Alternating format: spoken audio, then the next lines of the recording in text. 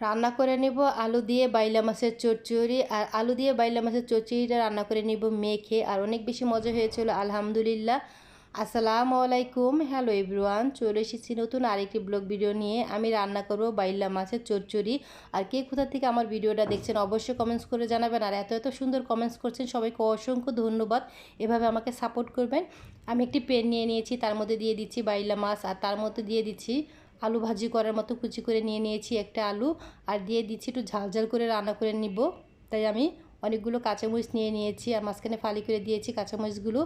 আর ছোটো মাছ রান্নার সময় কিন্তু পেঁয়াজটা একটু বেশি লাগে, সেজন্য আমি পেঁয়াজটা নিয়ে নিয়েছি একটু পরিমাণটা একটু বেশি, ফ্রোজেন করা ছিল পেঁয়াজটা। আর দিয়ে দিচ্ছি পরিমাণ মতো লবণ, আরও দিয়ে দিচ্ছি মরিচের গুঁড়া, আর দিয়ে দিচ্ছি হলুদের গুঁড়া, ধনিয়ার গুঁড়া দিয়ে দিচ্ছি সামান্য পরিমাণের মতন, আর দিয়ে দিচ্ছি আদা রসুন বাটা একসাথে। তারপর সবগুলো উপকরণ একসাথে ভালো করে আমি মেখে নেব তেলটা ছাড়া। আর আলু দিয়ে বাইলা মাছের চচ্চড়িটা কিন্তু অনেক বেশি মজা হয়েছিল। এরকম ঝাল ঝাল করে রান্না করলে কিন্তু অনেক বেশি ভালো লাগে খেতে। কার কার পছন্দ এরকম বাইলা মাছ আলু দিয়ে রান্না করাটা। আর এখন আমি দিয়ে দিচ্ছি পরিমাণ মতন তেল। তেলটা দেওয়ার পর আমি আরেকটু ভালো করে মেখে নিব।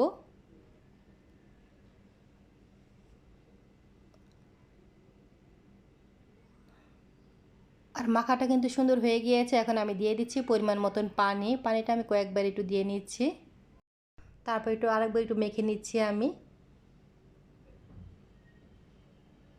তারপর একটি ঢাকনা দিয়ে আমি ঢেকে দিব। আর এখন আমি চুলায় বসিয়ে দিচ্ছি। 10 থেকে 15 মিনিট পর ঢাকনাটা আমি নামিয়ে নিচ্ছি আর কি। এখন আমি কোনো নাড়াচাড়া দিব না, বলক এসে গিয়েছে। আবারও ঢাকনা দিয়ে ঢেকে দিচ্ছি, আবারও 10 মিনিট পর্যন্ত অপেক্ষা করব। আর 10 মিনিট হয়ে গিয়েছে, এখন আমি একটু নেড়ে নিচ্ছি।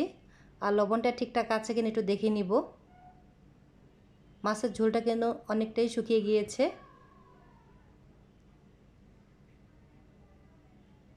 লবণটা ঠিক আছে, আর দিতে হবে না। আবার আমি ঢাকনা দিয়ে ঢেকে দিচ্ছি। 10 মিনিটের মতন অপেক্ষা করব। আর 10 মিনিট হয়ে গিয়েছে, ঢাকনাটা আমি নামিয়ে নিচ্ছি। আর এর মধ্যে কিন্তু বাইলা মাছের ঝোলটা একদম শুকিয়ে গিয়েছে। এখন দিয়ে দিচ্ছি ধনেপাতা কুচি। আর বাইলা মাছের চচ্চড়ির মধ্যে কিন্তু ধনেপাতাটা কুচি দিলে কিন্তু অনেক বেশি ভালো হয়। আমি এখন একটু নেড়ে নিচ্ছি।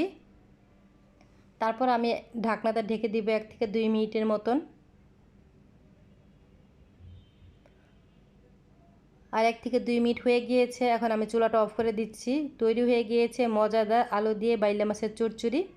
আমি একটি বাটিতে সার্ভ করে নেব। সবাই ভালো থাকবেন। আল্লাহ হাফেজ।